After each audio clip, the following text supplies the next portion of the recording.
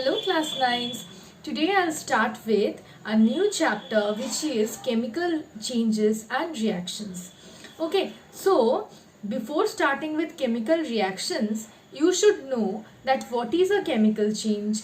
In fact, what is the difference between a chemical change and a physical change. So today I'll just introduce the chapter with the differences between physical change and chemical change. From the next video I'll start with chemical reactions, which is the main focus of your syllabus. Okay, so let's start with the introduction of this chapter. Okay, so first you need to know that there are two types of changes. One is the chemical change and the other is the physical change. So, what is the difference between physical change and chemical change? First, let's know that what happens in a physical change. In a physical change,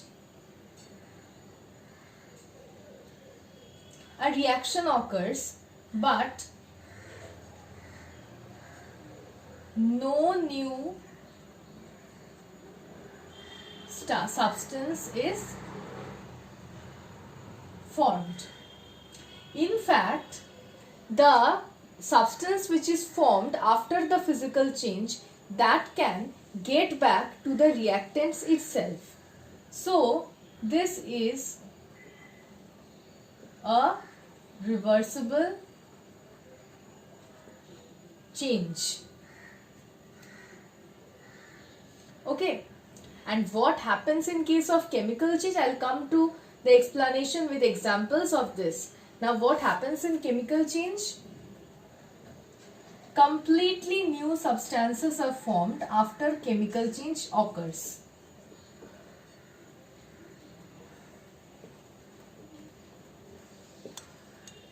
And the new substance which is formed after a chemical change, that cannot be reversed back into the original substance. So this is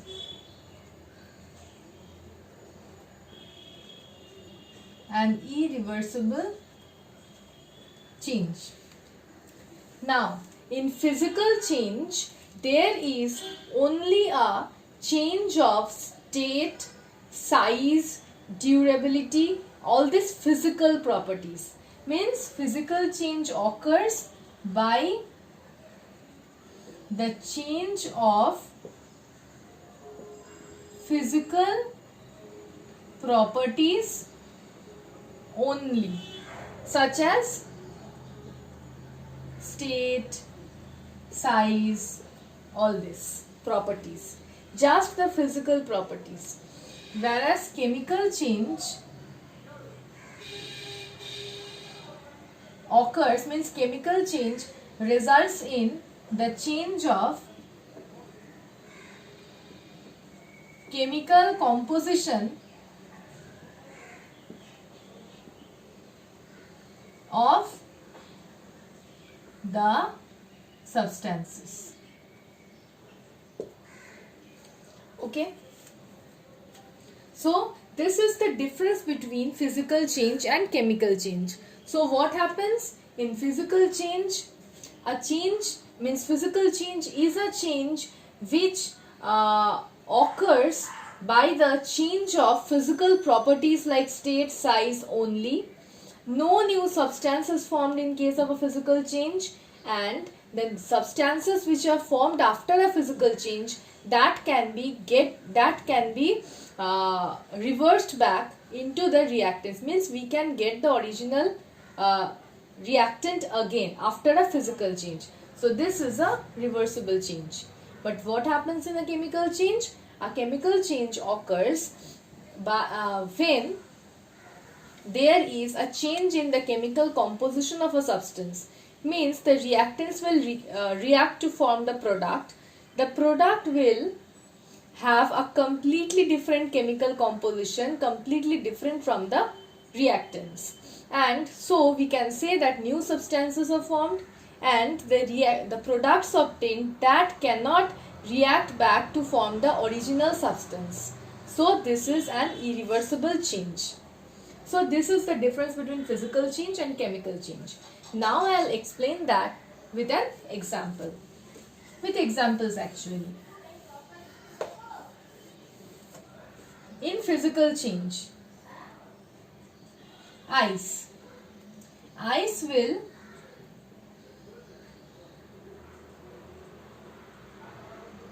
absorb heat and convert into water.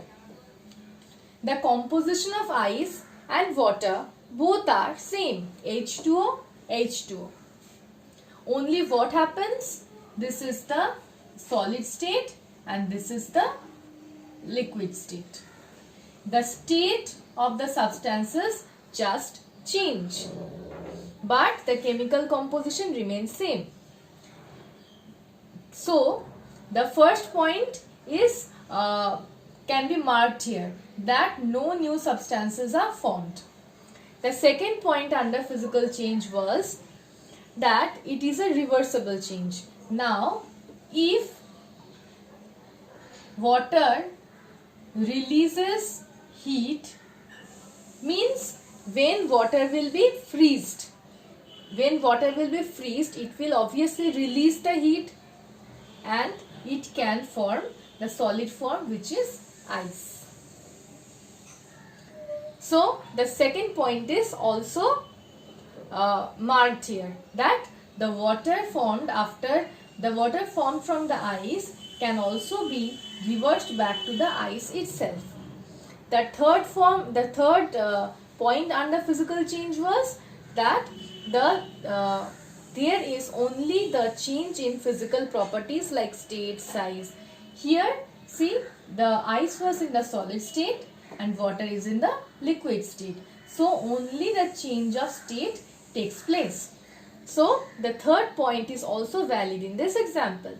Hence, this is the melting of ice into water is a physical change itself.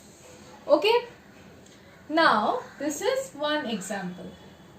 Now, let me give another example. What will be the next example then? I can consider that since melting of ice is a physical change, melting of any substance can be a physical change. Like when you are melting wax, I'll give the heading, melting of wax.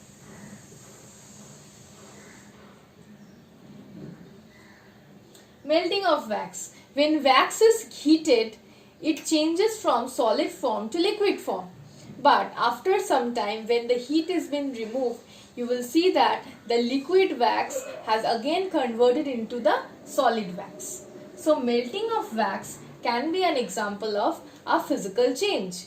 There are many such examples of physical change. Now, I can say that there is a chemical substance named ammonium chloride.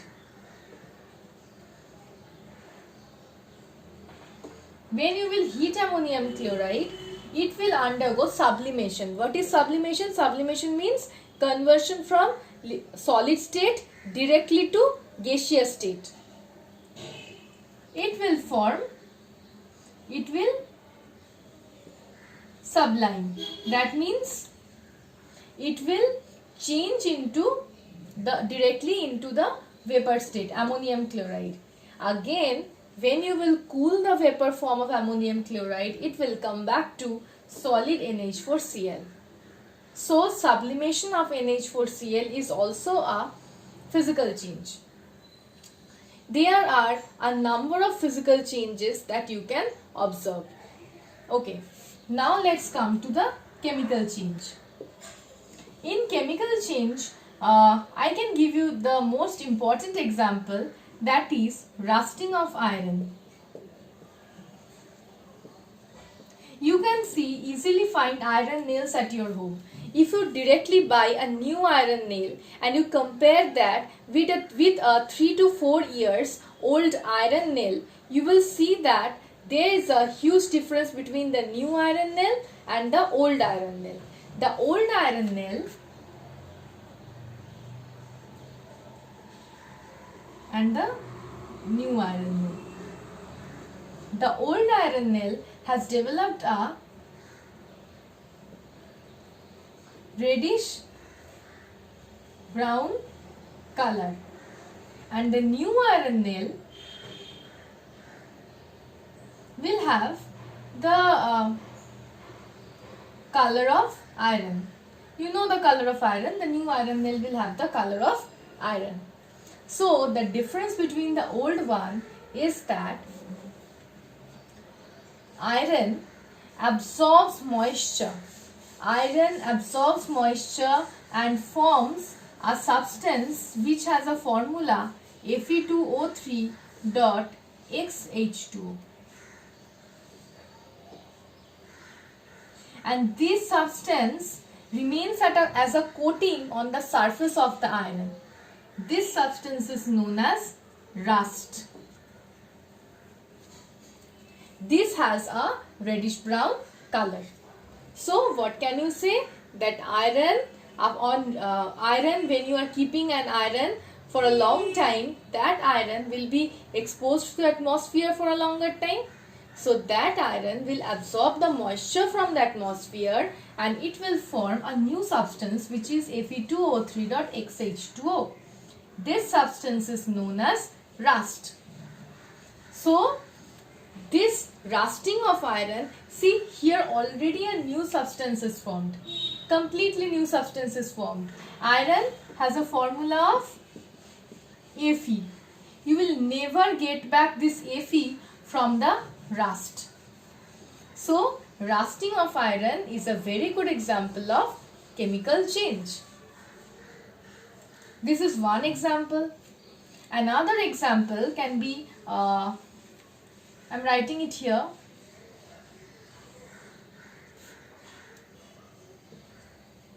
Another example can be combustion.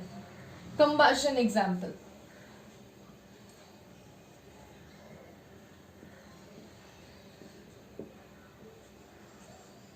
Combustion of fossil fuels. In combustion of fossil fuels, what happens? The hydrocarbon, okay, I am writing here CXHY, where X and Y are two different numbers starting from 1 to any numbers, 9, 10, any numbers. These are the compounds which are made up of carbon and hydrogen are known as hydrocarbon. And hydrocarbon have many carbons and hydrogens attached to each other. So instead of, when you will learn organic chemistry in class 10, you will understand this. So I am writing here, instead of specifying any name, I am writing here X and Y.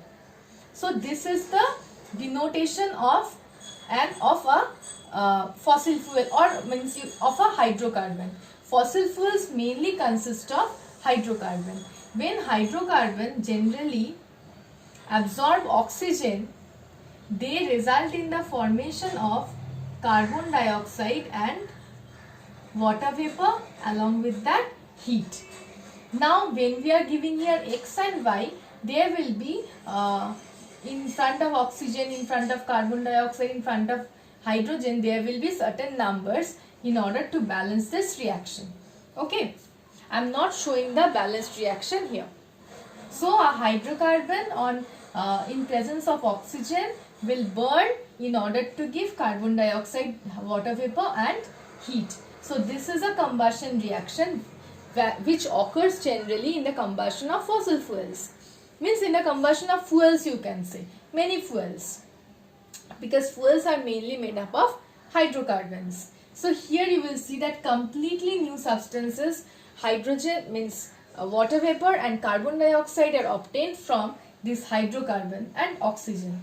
So this is also an irreversible change, that is, you can say, a chemical change.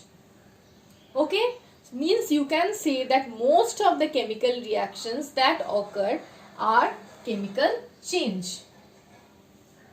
Okay, now I'll come to certain examples where chemical change and physical change occurs simultaneously.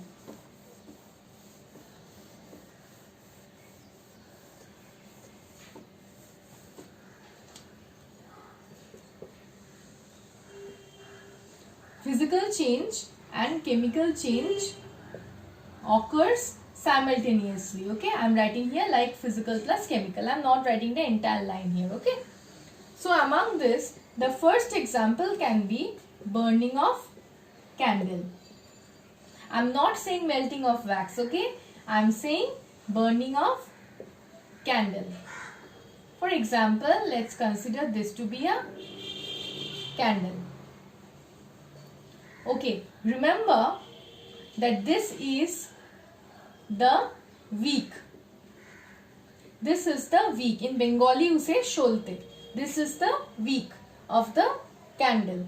Okay, so this wick of the candle generally comprises of hydrocarbon. Okay, now when you are burning the candle, the outer part of the candle is made up of wax. When you are burning a candle, because of the heat, this is the flame of the candle. Because of the heat, melting of wax will occur. Melting of this wax will occur, but you know that I have told you earlier also, when the heat will be removed, the melted wax will convert into again the solid wax. So melting of wax is a physical change, but you can see that this wick is made up of hydrocarbon. So this burning of wick is a sort of combustion reaction, and this will form, this wick on burning in presence of oxygen will form carbon dioxide, water vapor, and along with that heat will obviously be expelled.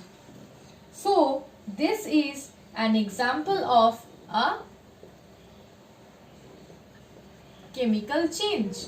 So in burning of candle, both physical and chemical changes takes place. What is the physical change? Melting of wax will be the physical change. And what is the chemical change? The burning of the wick will be the chemical change, because the wick consists of hydrocarbon which in presence of oxygen will undergo combustion, forming carbon dioxide and water vapor and heat. Okay, so burning of candle is an example of a reaction where both physical and chemical changes take place simultaneously. I'll come to another example, which is eating of chocolate. When you are eating chocolate, first what happens? The chocolate which was in the solid form will enter your mouth. Because of your chewing a chocolate, that chocolate will convert into the liquid form, so melted form. So first what happens? Melting of chocolate.